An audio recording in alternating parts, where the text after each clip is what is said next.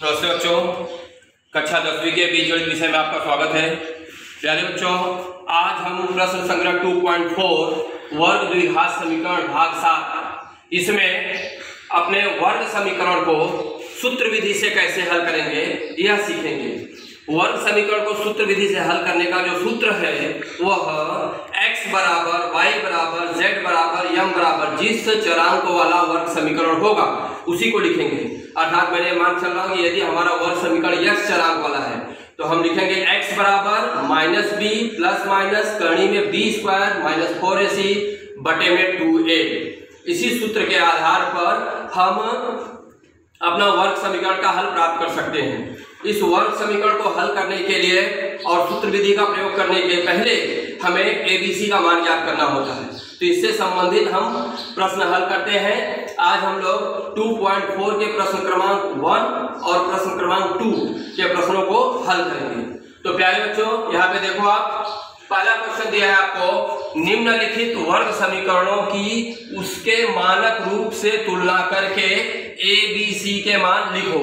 ऐसा आपको प्रश्न दिया है और इसमें कुल आपको 6 प्रश्न हैं। तो प्यारे बच्चों, यहाँ पर आप देखें, पहला तो बहुत ही आसान है क्योंकि इसे पहले मानक स्वरूप में लिखना होता है। मानक स्वरूप में लिखने के बाद मानक रूप से तुलना करनी होती है। ये मानक स्वरूप में पहले से है ही। अब मैं दूसरा आपको करके दिखा रहा हूं, ये आपको मानक स्वरूप में लिखना होगा। तो आपका दूसरा क्वेश्चन है 2m square is equal to 5m minus 5। प्यारे बच्चों, यह वर्ग समीकरण तो है लेकिन यह मानक स्वरूप में नहीं है। तो मानक स्वरूप क्या होता है वर्ग समीकरण का? ax square plus bx plus c बराबर 0। इस तरह से तो पहले x स्क्वायर यानी यहाँ पे m चरांक का प्रयोग हुआ कि m स्क्वायर लिखेंगे यानी 2m स्क्वायर, 5m बाएं पक्ष में आएगा, पक्षांतर करेंगे माइनस 5m, माइनस 5 भी बाएं पक्ष में आएगा तो प्लस 5 और आपका यह हुआ 0। इस प्रकार से आपका वर्ग समीकरण मानक स्वरूप में लिखा गया। अब दिए गए वर्ग समीकरण की तुलना मानक रूप से करेंगे यानी am square plus bm plus c बराबर 0 से करेंगे। तो यहाँ लिखेंगे दिए गए वर्ग समीकरण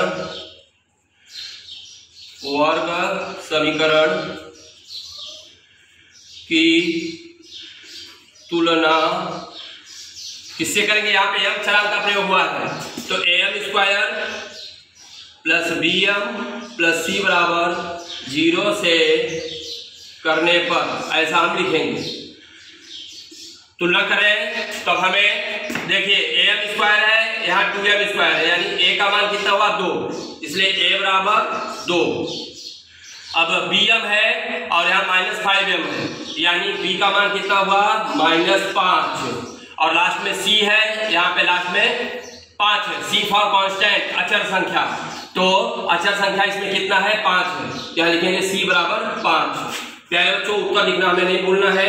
यहाँ उत्तर लिखेंगे a बराबर 2, b बराबर माइनस 5 और c बराबर प्लस 5। इस प्रकार से क्वेश्चन नंबर 2 मैंने आपको हल करके दिखाया। परीक्षा में आपको एक नंबर का पूछा जा सकता है। अब यहाँ पर मैं आपको क्वेश्चन नंबर 3 हल करके दिखा रहा हूं। आप 3 को देखिए। 3 यहाँ पर दिया है y square is equal to 7y। अब इसे सबसे पहले हम मानक स्वरूप में लिखेंगे तो कैसे लिखना होगा? y स्क्वायर पक्षांतर किए तो माइनस 7y और c का मान नहीं तो उसके लिए प्लस 0 लिखे बराबर 0। अब यहां लिखेंगे दिए गए वर्ग समीकरण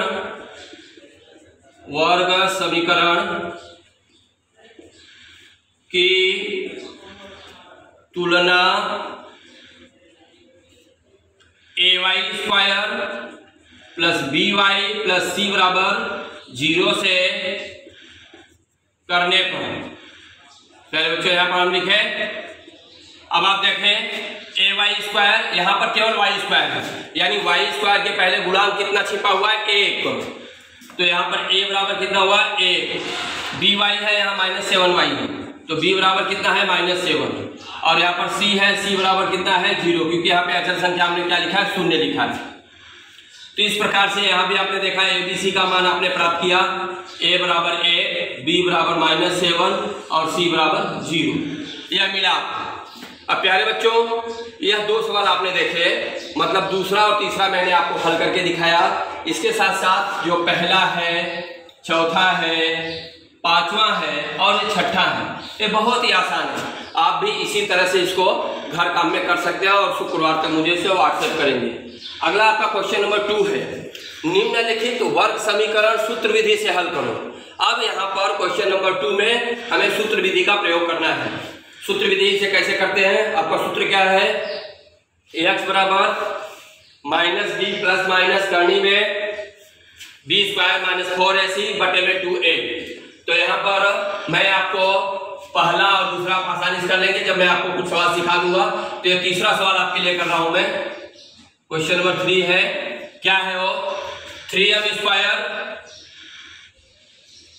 प्लस 2m -7 बराबर 0, ऐसा आपको दिया है। क्या है? 3m² प्लस 2m -7 बराबर 0। तो प्यारे बच्चों, इसमें क्या करना है?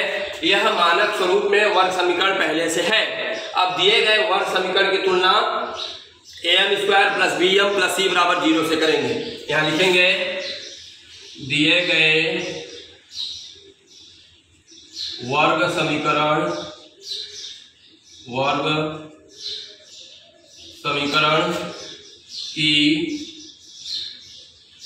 तुलना am²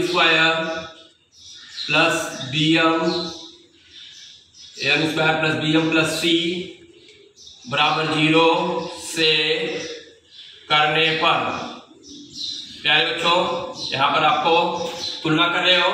अब am² की तुलना 3m² से करेंगे। तुलना कैसे करते हैं आप सिंपली देख लीजिए। यहाँ पर जैसे am² लिखा है, यहाँ पे आपने 3m² लिखा। अब भाई m², यहाँ भी m² हट गया, a बराबर कितना बचा? 3। इसको आप तुलना करना करते हो, यानी रफ कार्ड में करके दिखाया मैं यहाँ पर। इसलिए a बराबर कितना आया? 3, b बराबर कितना हो गया? 2 और c बराबर कितना हो गया? -7। ABC का मान आपने प्राप्त किया। अब इसके बाद आपको b² - 4ac का मान ज्ञात करना होता है।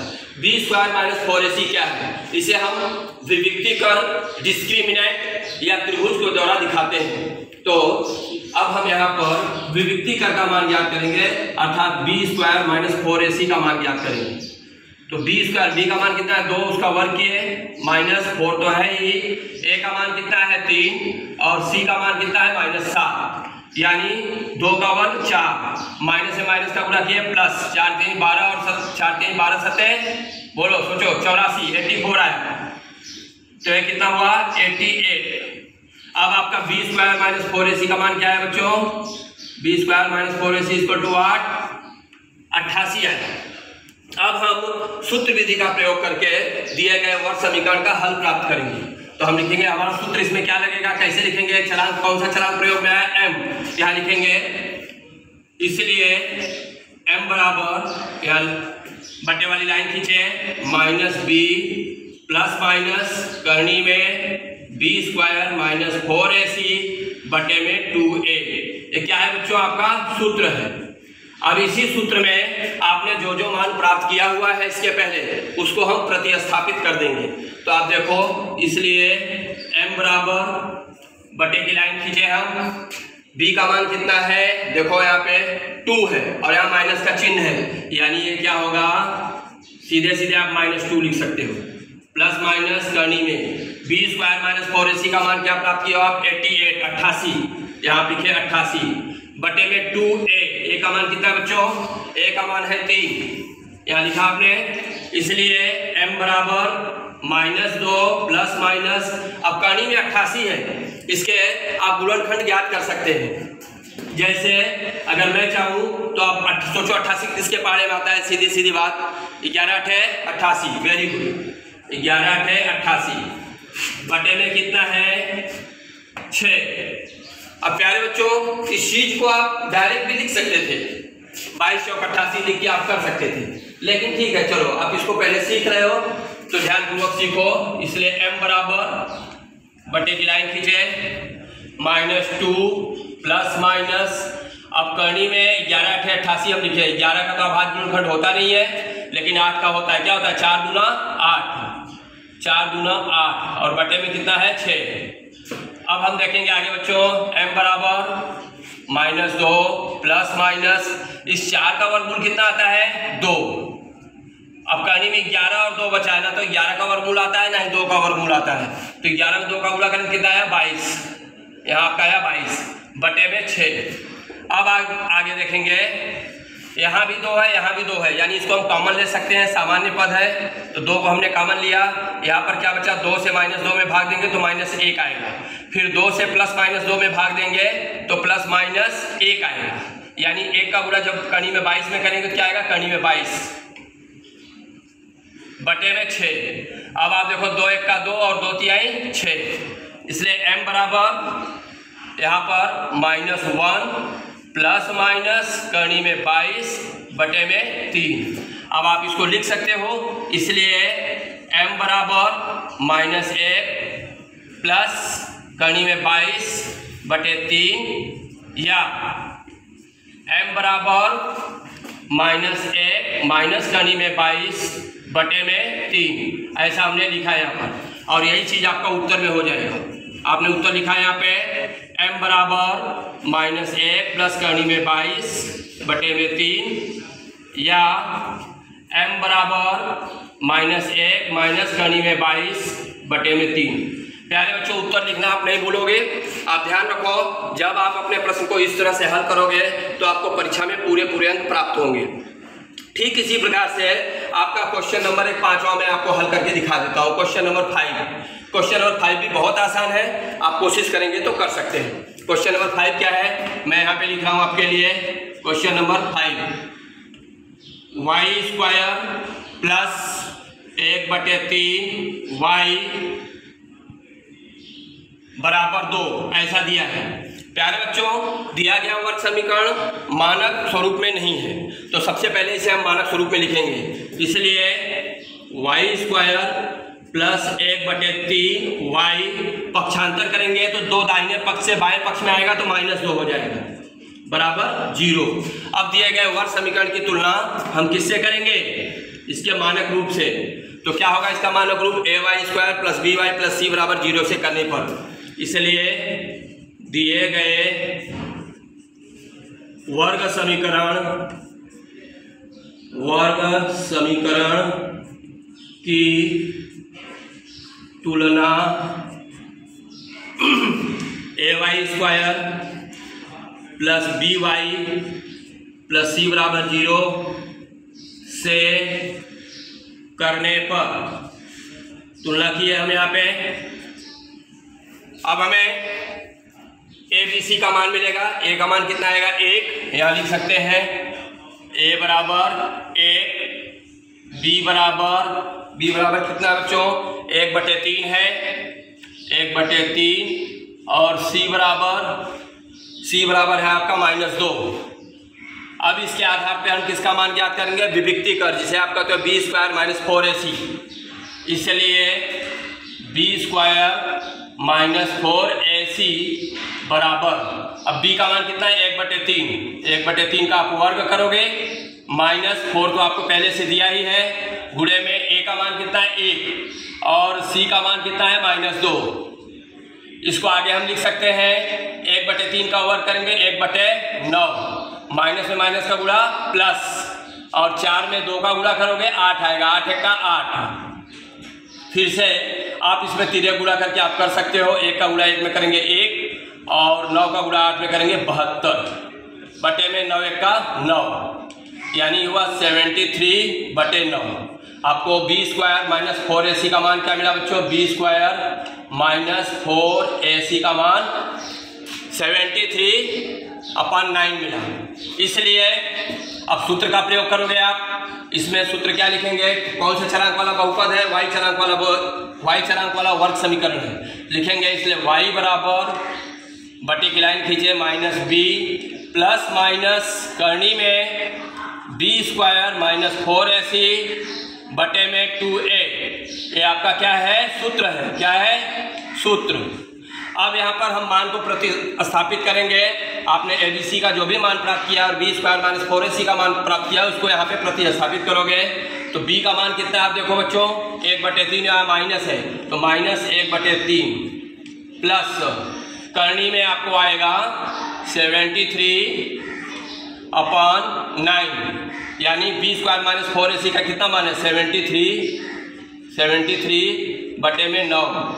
2 × 1 का मान कितना है बच्चों 1 है यहाँ पे, इसलिए y बराबर -1/3 प्लस माइनस, अब ये 73 है, 73 तो वैसे ही है, इसका वर्गमूल नहीं आएगा, लेकिन बटे में 9 है उसका वर्गमूल आएगा यानी 1/3 बाहर आएगा तो 1/3 यहाँ पर कॉमन आया और करनी में क्या बचा हमारा 73/2। अब प्यारे बच्चों आप देख रहे हो कि दोनों जगह 1/3 है, 1/3 यहाँ भी 1/3 यहाँ भी, उसको आपने कॉमन लिया 1/3, यहाँ पर 1/3 में -1/3 से भाग देंगे -1 आएगा, प्लस माइनस 1/3 में 1/3 से भाग देंगे 1 आएगा, 1 का गुणा करनी में 73 में करेंगे तो करनी में 73 आएगा आपका, और फिर बटे में कितना है 2, यही आपका उत्तर आएगा। इसे आप इस तरह से भी अपना उत्तर लिख सकते हो।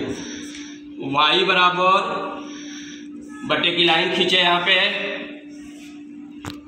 1/3 कोष्टक में -1 प्लस माइनस करनी में 73/2।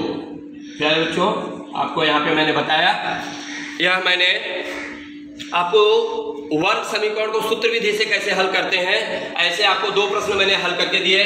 सवाल क्रमांक 3 और 5 इसको मैंने आपको हल करके दिया है। शेष प्रश्न यानी पहला, दूसरा, चौथा और छठा ये प्रश्न आपको हल करने हैं गृह कार्य में।